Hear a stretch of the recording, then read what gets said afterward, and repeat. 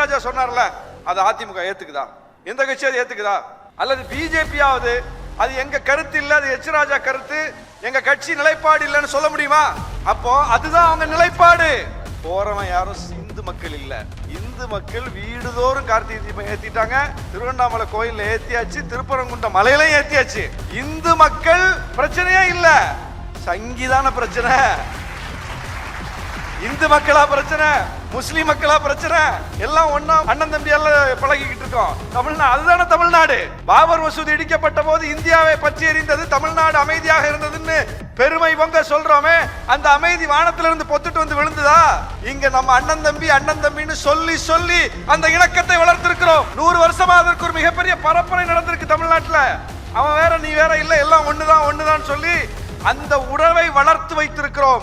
அதுல வந்து கல்லறியுது பிஜேபி, அதுல வந்து கல்லறியுது RSS, அதற்கு துணை போகுது அதிமுக.